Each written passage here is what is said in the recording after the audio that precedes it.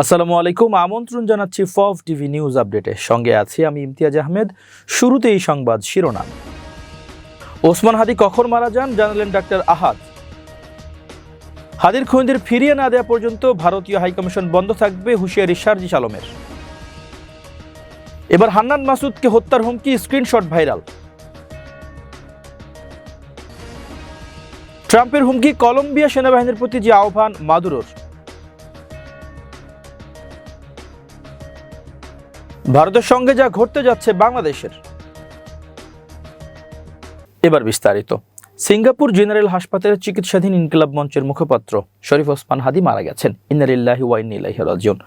অস্ত্রোপচার শেষে তার মৃত্যুর সংবাদ পাওয়া গেছে বলে জানিয়েছেন ঢাকা মেডিকেল কলেজ ঢামেক হাসপাতালের নিউরো সার্জারি বিভাগের চিকিৎসক ও ন্যাশনাল হেলথ অ্যালায়েন্সের সদস্য সচিব ডাক্তার মোহাম্মদ আব্দুল আহাদ। বৃহস্পতিবার রাতে গণমাধ্যমকে তিনি এ তথ্য জানান। ডাক্তার মোহাম্মদ আব্দুল আহাদ বলেন, বাংলাদেশ সময় বিকেল 5টার দিকে ওসমান হাদির পরিবার অস্ত্রোপচারের জন্য সম্মতি দেয়। এরপর তাকে অপারেশন থিয়েটারে নেওয়া হয়। অপারেশন শেষ হওয়ার পর আর কোনো আপডেট পাওয়া যায়নি। পরে সরাসরি তার মৃত্যুর খবর জানানো হয়। এর আগে শুক্রবার রাজধানীর বিজয়নগর এলাকায় গণসংযোগে অংশ নিতে গেলে চলন্ত মোটরসাইকেল থেকে গুলিবিদ্ধ হন শরীফ ওসমান হাদি।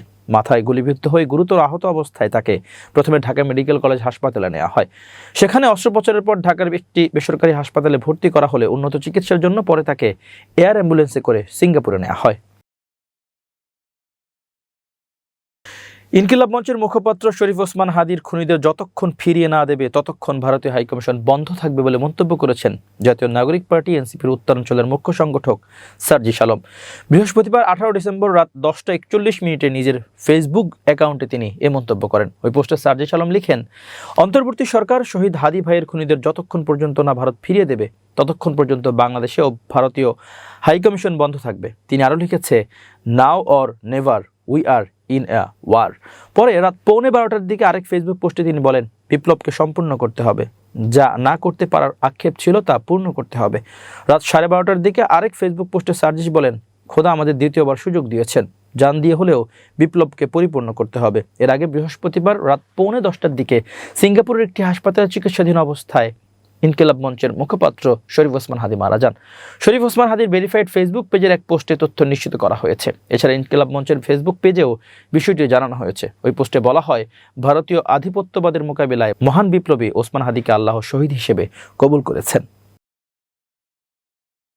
জাতীয় নাগরিক পার্টির সিনিয়র যুগ্ম মুখ্য সমন্বয়ক ও নোয়াখালীর 6 হাতিয়া আসনে শাপলাকলির প্রতীকের প্রার্থী আব্দুল হান্নান মাসুদকে সামাজিক যোগাযোগ মাধ্যম ফেসবুকে হত্যার হুমকি দেওয়ার অভিযোগ উঠেছে। বৃহস্পতিবার রাতে রূপক নন্দী নামের একটি ফেসবুক আইডি থেকে দেয়া এক পোস্টে তাকে নিষিদ্ধ করার পাশাপাশি ভয়াবহ পরিণতির হুঁশিয়ারি দেওয়া হয়। ভাইরাল হওয়া ওই পোস্টে দেখা যায়, রূপক নন্দী সরাসরি হান্নান মাসুদকে উদ্দেশ্য করে লিখেছেন, হান্নান, আগুন নিয়ে খেলা করো না, পরে পস্তাতে হবে, বলে দিলাম।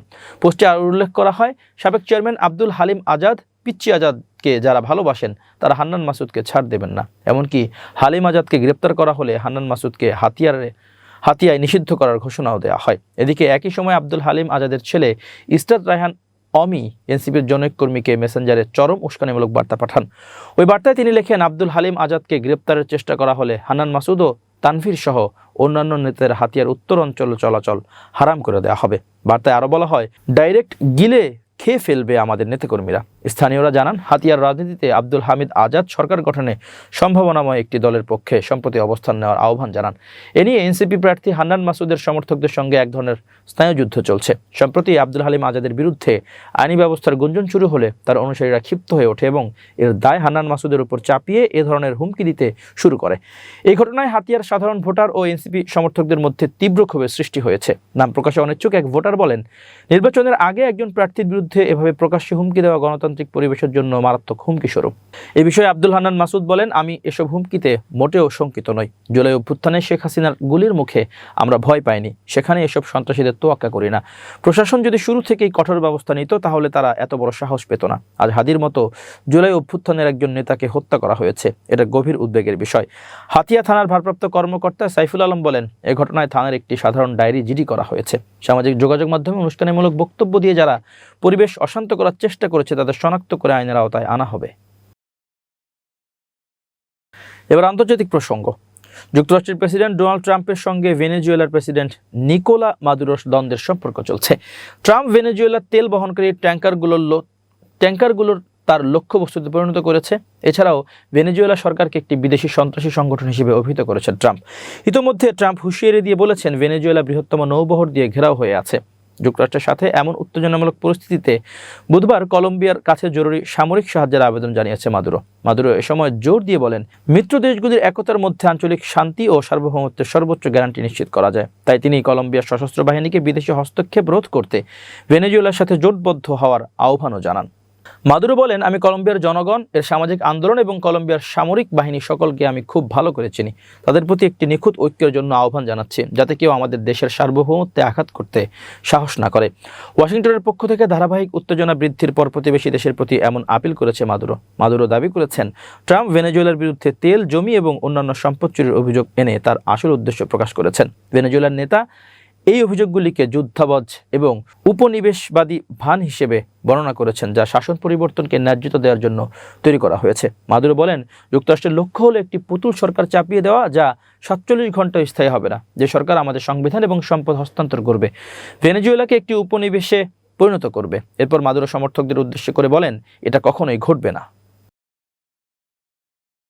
পাকিস্তান ভারত সংঘাতে পাকিস্তান ভারতের মোদী সরকারের জন্য এমন এক অবিস্মরণীয় শিক্ষা দিয়েছে, যা তারা কখনো ভুলবে না। একথা বলেছেন পাকিস্তানের প্রধানমন্ত্রী শেহবাজ শরীফ। খাইবার পাখতুনখোয়ার হরিপুর বিশ্ববিদ্যালয়ে প্রধানমন্ত্রীর ল্যাপটপ স্কিম উদ্বোধন উপলক্ষে আয়োজিত এক অনুষ্ঠানে বুধবার ভাষণে কথা বলেন তিনি। বলেন, মার্কা এ হক সত্যের যুদ্ধ এ পাকিস্তানের সশস্ত্র বাহিনী জাতির দোয়া ও অবিচল সমর্থনের মাধ্যমে বিজয় অর্জন করেছে।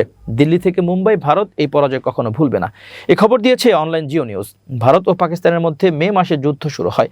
পাকিস্তানের দাবি, তখন অবৈধভাবে অধিকৃত জম্মু ও কাশ্মীরের পর্যটকদের উপর হামলার পর কোনো উস্কানি ছাড়াই পাকিস্তানে আক্রমণ চালায় ভারত। নয়াদিল্লির দাবি, পেহেলগামে 26 জন পর্যটক হত্যার ঘটনায় জড়িত সন্ত্রাসীরা পাকিস্তানি। এই অভিযোগ ইসলামাবাদ অস্বীকার করেছে এবং নিরপেক্ষ তদন্তে অংশ নিতে ভারতকে আহ্বান জানিয়েছে। 87 ঘণ্টাব্যাপী সংঘাতে পাকিস্তান ভারতীয় 3টি রাফাল সহ 6টি যুদ্ধ বিমান এবং ডজনখানেক ড্রোন ভূপাতিত করে বলে জানানো হয়। দুই পারমাণবিক শক্তিধর দেশের মধ্যকার এই যুদ্ধ 10 মে যুক্তরাষ্ট্রের মধ্যস্থতায় একটি যুদ্ধবিরতি চুক্তির মাধ্যমে শেষ হয়। পাকিস্তানের প্রধানমন্ত্রী শেহবাজ বলেন, খাইবার পাখতুনখোয়া সাহসী, দৃঢ়চেতা ও বীর মানুষদের প্রদেশ, যারা দশকের পর দশক ধরে সন্ত্রাসবাদের বিরুদ্ধে লড়াই করে আসছে। তিনি বলেন, আপনাদের ত্যাগের কারণেই দেশে শান্তি ফিরে এসেছে। তিনি ঘোষণা দেন, ল্যাপটপ স্কিমের আওতায় প্রদেশ জুড়ে ল্যাপটপ বিতরণ সম্প্রসারিত করা হবে। প্রিয় দর্শক, শেষ করছি ফব টিভি নিউজ আপডেট। আজ এ পর্যন্তই। ভিন্ন খবর নিয়ে দেখা হবে আগামীকাল রাত 8টায়। নিজেকে আপডেট রাখতে সাবস্ক্রাইব করুন চ্যানেলটি। নিয়মিত লাইক, কমেন্ট ও শেয়ার করে ছড়িয়ে দিন সর্বত্র। সুস্থ থাকুন, নিরাপদে থাকুন। আল্লাহ হাফেজ।